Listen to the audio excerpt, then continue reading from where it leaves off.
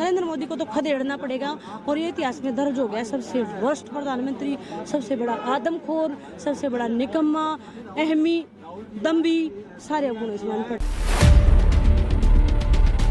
निजीकरण तो एक जो है बहाना है, असल निशाना इनका आरक्षण खत्म करना है। आरक्षण खत्म करने ये लोग आए हैं।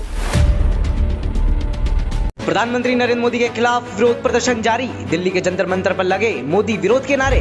डॉक्टर ओम सुधा व ज्योत्सना गुलिया ने प्रधानमंत्री के खिलाफ खोला मोर्चा। सीधे आरक्षण और निजीकरण पर हमला करते हुए प्रधानमंत्री को लिया आड़े हाथ। आइए देखते हैं जंतर मंतर से पवन कुमार की ये खास रिपोर्ट। मैम, किस तरीके से समस्या जो आज आप लोग प्रदर्शन कर रहे हैं जिन मुद्दों को लेके, क्या लगता है कि सरकार इससे जागेगी या समझेगी कुछ? सरकार से तो खैर उम्मीद कम है, सरकार जागेगी नहीं, खदेड़ना पड़ेगा।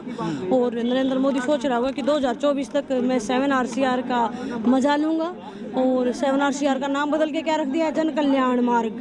तो वहाँ पर जन कल्याण के अलावा सब कुछ होता है। कल्याण तो सीधा ऊपर तो पहुँचाने की स्कीमें तो वहाँ बनती है, लेकिन जन कल्याण जैसा कोई कार्य वहाँ पर नहीं होता है।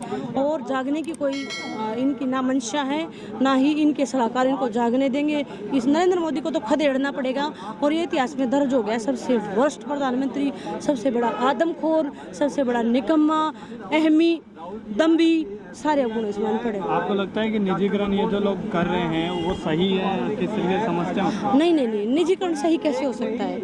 आप एम्स जैसे हॉस्पिटल लगा लो, आप उनमें आम आदमी का इलाज होता है फ्री ऑफ कॉस्ट, लेकिन आप उसका एम्स का अगर निजीकरण कर दिया तो जो उसकी 5 स्टार सुविधाएं हैं वो गरीब आदमी को पे करना पड़ेगा। गरीब आदमी कहाँ से देगा? आप स्वास्थ्य शिक्षा की बात देख लो। आप शिक्षा जब सरकारी थी तो फ्री थी, अब जगह जगह दुकानें खुल गई हैं स्कूलों के नाम पर, तो इतनी भारी भरकम फीस माँ बाप देने में सक्षम नहीं है। तो ये है निजीकरण। निजीकरण पहले भी हुआ था 1991 में, उसमें और इसमें कितना फर्क समझ पाता? हाँ, वो हुआ था, वो शुरुआत हुई थी वहीं से, मनमोहन सिंह से गलती हुई थी और मनमोहन सिंह उसका दोषी है। मनमोहन सिंह माने ना माने, कांग्रेस माने ना माने, हम मानते हैं कि ये उसका बोने वाला वही था। और फिर नरेंद्र मोदी तो अनपढ़ है, इसके हाथ में तो उस तरह आ गया ना, बंदर के हाथ में आप उस तरह देगा तो क्या करोगे, किसी की नस काट देगा। तो नरेंद्र मोदी तो अनपढ़ है बेचारा, इसको तो कुछ पता भी नहीं है कि ये कर क्या रहा है, क्योंकि इसकी बॉडी लैंग्वेज देखो आप, डरा हुआ है, ये बहुत डरा हुआ है, क्योंकि इसने बहुत ज़्यादा बैक टू बैक गलत काम कर दिए। Demonetisation, privatisation and all, EVM और जस्टिस मरवा दिए, पत्रकार मरवा दिए, लोगों को कोरोना के नाम पर जेल दे दी, या पत्रकारों की हत्या करवा दी कि कोरोना था, पीछे एम्स से एक लड़का गिर के मर गया था। तो पता नहीं, पत्रकारों पर भी खूब अत्याचार हो रखे हैं। अभी कल अम्बाड़ा में भी 2 पत्रकार अरेस्ट कर लिए, 70 साल के बाप को अंदर रखा गया है। तो पत्रकारिता पर तो पहला हमला है, क्योंकि 4 जो दरबारी नर्तकियां हैं ना, अंजनाओं मोदी जैसी, और वो श्वेता सिंह, वो जो मेकअप वाली हैं, वो तो नरेंद्र मोदी की करीबी हैं। उनका तो 5 करोड़ का है और बाकी तो पूरी जनता भूखी मर रही है। 5 करोड़ का बजट है उनका महीने का तनख्वाह। आगे जिस तरीके से चुनाव भी आ रहे हैं, तो ये निजीकरण से क्या एक मुद्दा बनेगा चुनावों में? मुद्दे तो बहुत है, भरमार है मुद्दों की। EVM के अलावा कोई चांस नहीं है इनका जीतने का। जैसे बंगाल है ऐसे यूपी है। अगर EVM इनके सपोर्ट में रहेगी तो? EVM रहेगी तो भाई, पहले भी 2017 में भी EVM से आया था योगी, जो ये छोटी फेंटा है, हम इसको छोटी फेंटा कहते हैं प्यार से, अजय सिंह बिष्ट को। अजय सिंह बिष्ट जानते होंगे, अजय सिंह बिष्ट को हम छोटी फेंटा कहते हैं। छोटी फेंटा 2017 में भी EVM से आया था। इन्होंने प्रयोग स्टार्ट ही वहाँ से किया था। जैसे पेगासस का प्रयोग इन्होंने गोगोई से किया था। जस्टिस गोगोई के 11 रिश्तेदारों के फ़ोन लगे हुए थे, जबकि इजराइल ने, NSO ने इसको इजराइल में खतरनाक हथियार की श्रेणी में रखा हुआ है। पेगासस कैसे काम करता है आपको पता होगा, आप पत्रकार हैं। तो आपका मोबाइल अगर बंद है, उसके बावजूद भी आपका डाटा भेज रहा है, आपकी फ़ोटो खींच के भेज रहा है, दैट इज़ कॉल्ड पेगासस। तो पेगासस को खरीदा गया। सुप्रीम कोर्ट ने पूछा 3 दिन पहले कि तूने पेगासस खरीदा या नहीं खरीदा, तो इसने कहा मैं नहीं बताता। गवर्नमेंट ने कहा कि सॉलिसिटर जनरल ऑफ इंडिया ने कहा कि नहीं, इससे देश की सुरक्षा को ठेस लगेगी, इसलिए हम नहीं बता पाएंगे। तो ये कब तक करोगे आप जुडिशरी पे इस कदर हमला, आप पत्रकारों पर, आप जर्नलिज्म पर हमला कर रहे हैं, आप जुडिशरी पे हमला कर रहे हैं, आप संविधान पर हमला कर रहे हैं, आप आरक्षण पर हमला कर रहे हैं, आपने किसानों को सड़कों पर ला दिया है। ये कब तक चलेगा? नोटबंदी करके आपने 1000 का नोट बंद करके आप 2000 का ले आए, तो आप कमर तोड़ने का काम कर रहा है देश की अर्थव्यवस्था।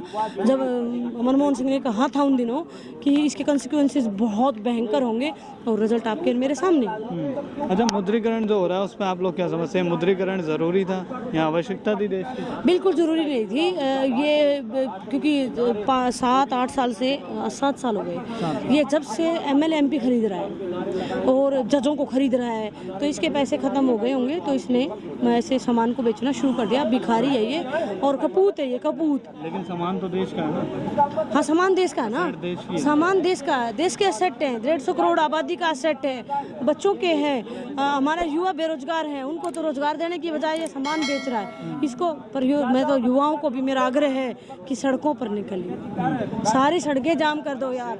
बनाए गए संस्थान पिछले 70 साल में खड़े किए गए, उन संस्थानों को सरकार औने पौने भाव में बेच रही है। हम उसके खिलाफ हैं। उसके खिलाफ आज जब पूरे देश में ये हो रहा है तो अजीब किस्म की चुप्पी छाई हुई है। तो हमारा संगठन परिसंघ इस चुप्पी को तोड़ने के लिए आज जंतर मंतर पर प्रोटेस्ट कर रहा है। हम आज सैकड़ों लोगों के साथ प्रोटेस्ट करने के लिए आए हैं कि देश को बेचना बंद करो। हमारा संदेश स्पष्ट है। तो आप लोग ये जो कर रहे हैं इससे कितना प्रभाव पड़ेगा सरकार पर? बिल्कुल सरकार पे भी प्रभाव पड़ेगा, क्योंकि इनका जो है निजीकरण तो एक जो है बहाना है। असल निशाना इनका आरक्षण खत्म करना है। आरक्षण खत्म करने ये लोग आए हैं। तो हमारे लोगों के बीच भी ये मैसेज गया, क्योंकि एक चुप्पी सी थी, तो चुप्पी टूटी। तो चुप्पी टूटने का असर सरकार पर ऐसा नहीं है कि आंदोलन पर सरकार पर असर नहीं पड़ता है आंदोलन का। अगर असर नहीं पड़ता तो 2 अप्रैल 2018 को जब हम लोगों ने SC/ST एट्रोसिटीज एक्ट के खिलाफ जब हम लोगों ने आंदोलन किया था, सरकार और सुप्रीम कोर्ट को पीछे हटना पड़ा था। तो निजीकरण के खिलाफ भी आज परिसंघ ने एक मुकम्मल लड़ाई का आगाज कर दिया है। अब इस देश की जनता भी जगेगी और सरकार को भी चेतना पड़ेगा। आपको लगता है कि जो ये काम कर रहे हैं, निजीकरण तो पहले भी देश में हुआ है, उस वाले में और इस वाले में फ़र्क क्या है? क्यों इस स्तर बेचा नहीं जा रहा था ना। एक तरफ निजी कंपनियां आ रही थी 1990 के बाद, जब देश में उदारीकरण का दौर आया, जब PV नरसिम्हा राव थे देश में, निजीकरण की शुरुआत हुई। लेकिन जो सरकारी संपत्ति है उसको वैसे नहीं बेचा जा रहा था। जब भाजपा सरकार आती है, कभी विनिवेश के नाम पर तो कभी मौद्रीकरण के नाम पर इसको बेचने का, देश को बेचने का खेल शुरू कर दिया।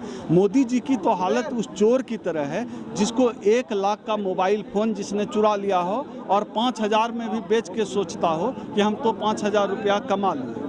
तो मोदी जी की हालत उस चोर की तरह है। उन्होंने कुछ बनाया नहीं है, कुछ निर्माण नहीं किया है, वो इसलिए बस बेच रहे हैं। उनको कोई मोह माया है नहीं। उनका कोई योगदान होता तब तो देश के दलित, पिछड़े, आदिवासी, वंचित समाज के लोगों ने, गरीब, वंचित, मेहनतकश मजदूरों ने इस देश का निर्माण किया, इस देश की संपत्तियों का निर्माण किया है, संसाधनों का निर्माण किया है। आज उनको ये लोग बेचने का काम कर रहे हैं। हम इनके खिलाफ आज लड़ाई का आगाज कर चुके हैं और इस लड़ाई को हम अंजाम तक पहुँचा कर मांगते हैं।